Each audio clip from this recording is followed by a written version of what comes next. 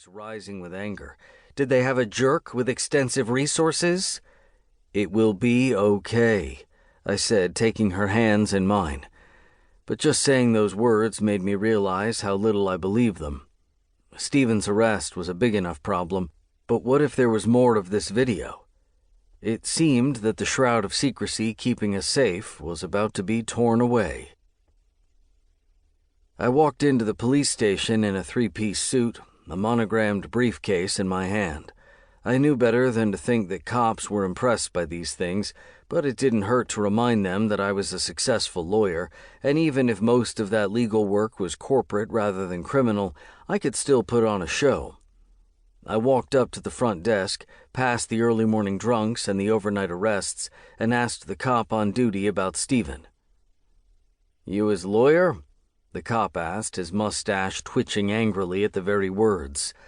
"I am," I said, "and I want to speak to him in private before any questioning." "Course you do." The cop pressed a button and the lock on a door next to the counter buzzed. "Come on through." Another cop waited behind the door, ready to show me to the interrogation room where Stephen was waiting, handcuffed to the desk.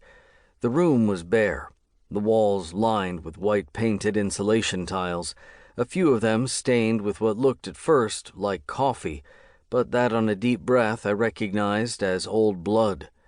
Aside from a metal desk bolted to the floor and half a dozen plastic chairs, the only feature was a security camera in a corner of the room.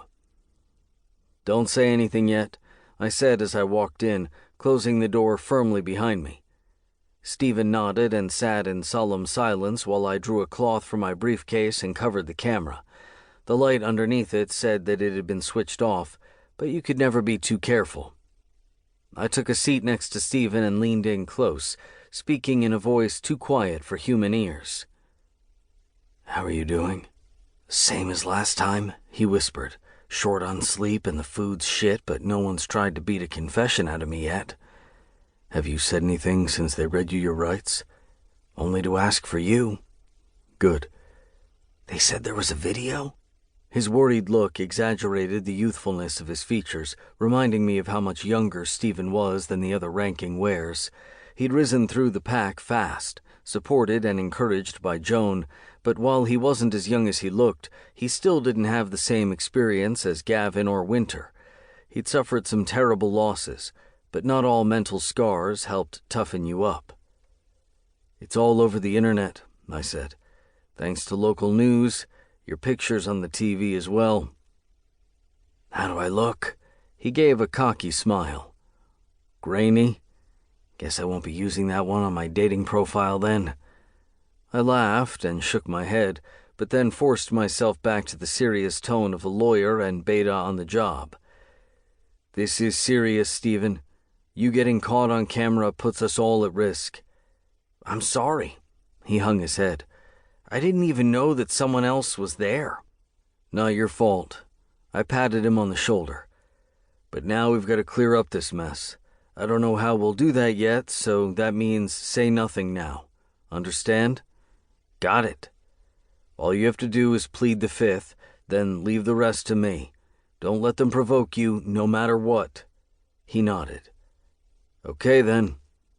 I opened the door and leaned out into the corridor. As I'd expected, 2 detectives were waiting there, a tall black woman and a short white man with an egg stain on his tie. They were drinking cheap, bitter coffee out of cardboard cups. "My client is ready to be interviewed," I said. "But don't get your hopes too high." They followed me into the room, closing the door behind them. The woman took the cloth off the camera and tossed it to me, then took a seat next to her partner across the table from me and Stephen. A small light beneath the camera lens blinked on. The man laid a notebook on the table and squinted down at it.